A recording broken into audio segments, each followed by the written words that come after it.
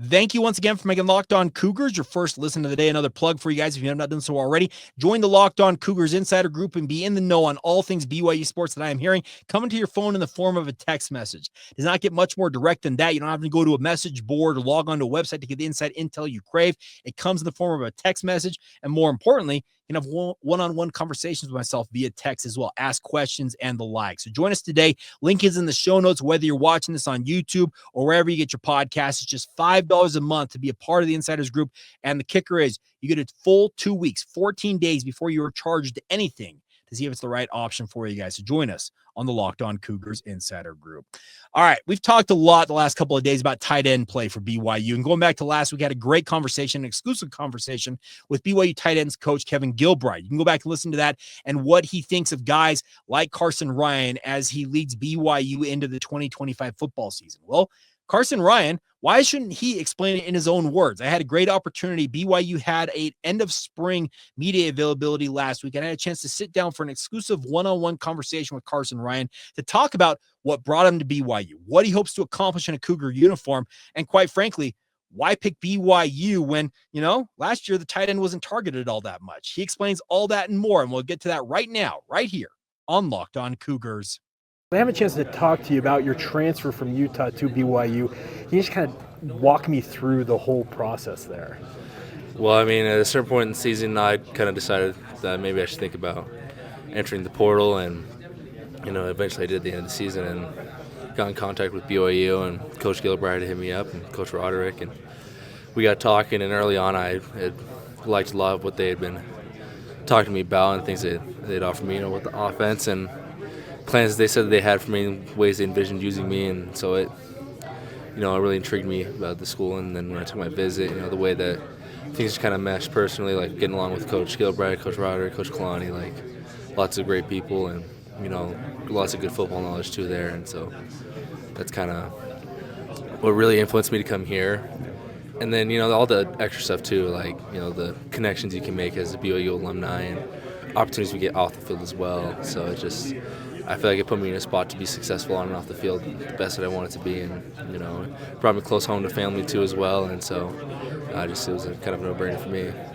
Now, you talked about how they envisioned using you and what they planned for you. Through a month's worth of practices, how has it measured up? I feel like it's been a great spring ball so far, for myself and for the team. And we got a lot of good things done offensively. We were able to throw the ball a lot and get the ball to a lot of different playmakers in the field, which is, I think, the goal with this team is to utilize everyone that we have, and because we have so much talent on the offense that we can beat teams many different ways. And I think that we've been able to showcase that this spring. We were able to run the ball very well, especially early on, and then we were able to start throwing the ball a lot too and get the ball to all of our wide receivers. And I was able to get the ball a lot and get into a lot of different pass concepts that I really liked, and liked practicing and learning, getting with Jake, and getting the timing down for those. And so I think the offense has a lot of potential this year to be really explosive and even better than what we were last year. And they were a great offense last year, and so I just want to be able to help get us to that next step and be even greater to get us to Big 12 championship and playoff appearance. Now, production from the tight end position was a point of consternation for BYU fans last year because they're used to a strong tradition of tight ends being a big part of this offense. Do you envision that you and the rest of the guys in that room right now can make the tight end a weapon again? Yeah, I mean, that's the goal. We want to, be the best players on the field as a tight end group, and we want to be able to be a reliable position. Someone that always knows what their job is, someone who can do that job, and when you're called upon, be able to be. We don't have to worry about that guy. He's going to do his thing. Like, we want to be that. We want that to be our role and someone they can rely on. So, we have a lot of big goals for the tight end room this year, and I think we'll be able to fill a lot of those. You talk about run blocking. Obviously, that's a big part of playing tight end here. They require inline guys to be willing to do that. I remember watching you in high school. I've watched you at UCLA and also at Utah. You've been unafraid of putting your nose in there. Is that just a mentality? What causes you to be so willing to be a blocker?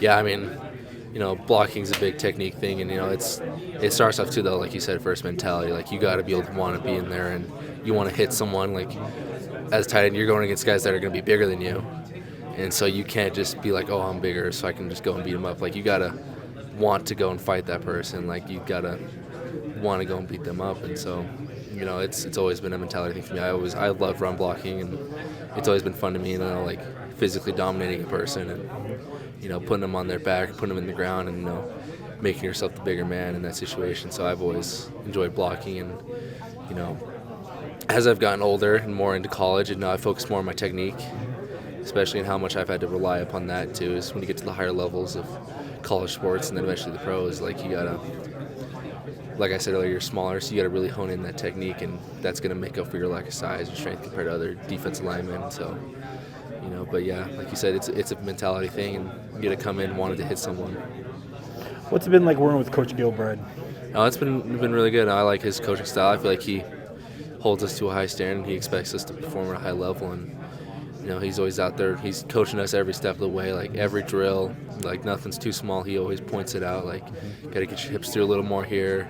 Get your step a little flatter. Don't round as much. Like, small. He's always like looking at small details, and I feel like that's really helped me hone my technique. Just these few weeks I've been working with him, and I've enjoyed it a lot. And I feel like the more I can get to work with him this off season, I feel like I'll be able to take my technique to that next step to help me become an even better blocker. And that's a goal of mine, just to help clean up some of my technique issues, and I feel like I've been able to take a big step towards that this spring. And he's a great coach to do that because he's had so much experience in the NFL level and even college level, and so he's been around. He knows how to get things done. So, talking about wanting to be a better blocker, what are your other goals for the off season? Just getting my speed a little faster, and I feel like I was able to show that a little bit this spring. I had some athleticism and pass catching, and my goal, I feel like I've been a pretty decent blocker in college, and my goal is to take that level of blocking and be able to match my pass catching ability with that, because my goal is to get to the next level in the NFL, and I feel like if I can get that skill set just as high as my blocking and get my blocking even higher, I can have a good chance at the next level. So it's, yeah. There you have it, Carsen Ryan, BYU tight end. A big thank you to him for taking the time to sit down with me. And I will be very blunt. If Carsen Ryan can succeed and make tight ends great again at BYU, he will have accomplished something really, really special. I've had a number of you lately, and going back to my podcast yesterday, a special edition we did on Brock Harris, saying, well, it would only help if BYU throws them the football. Okay. I've heard this iterated on social media, and I will reiterate it here. The simple fact of the matter is, if you look at the Big 12 Pro Day numbers for BYU's tight ends, I'm talking Keanu Hill, Ray Paulo, the guy, Mata'awa Ta'ase.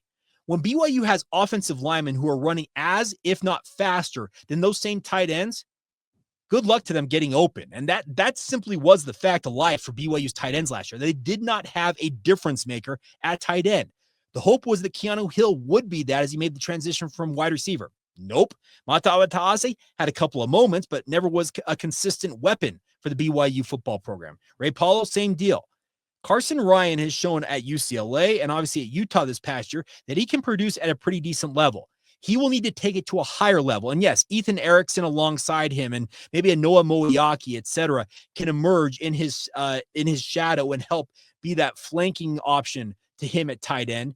But BYU needs Carsen Ryan to absolutely nail his only season in a Cougar uniform. And you can tell he is supremely motivated. Now, he's got an incredible mane of hair, and that mustache is absolutely illustrious. If you're listening to this in the audio format, go to YouTube. Make sure you subscribe while you're there, by the way, and watch the interview and enjoy the mane of hair that Carsen Ryan is rocking right now. And the mustache, I'm telling you, it is regal. But nonetheless, he needs to go out there and be the weapon that BYU hopes he can be. And I know that I only saw, let's say, a grand total of maybe 2 hours of BYU spring camp, all told, with the media availability and the media sessions. I guess we got to watch a little bit of practice. But I'm telling you, Carsen Ryan flashed a lot in those sessions. Same with a guy like Keelan Marion. BYU needs options to step up opposite of Chase Roberts, Darius Lasser out of the program now. And yes, the wide receiving core is going to remain a strength for BYU. I think JoJo Phillips, Parker Kingston, Emmanuel Layla Waller, all these guys have options, but the tight end has always been a key differentiator for great BYU football teams. And much like top shelf quarterbacks, when BYU's top shelf tight end play, it obviously elevates them to another level. And that's what I'm sincerely hoping that Carsen Ryan can offer to the BYU football program. All right, that'll do it for this edition of Locked On Cougars. As always, please continue to subscribe, rate, review, share this with your family and friends, and help this community grow larger and larger and larger. And as always, thank you for making Locked On Cougars your first listen of the day. And once again, thank you for being everydayers right here on the Locked On Cougars podcast.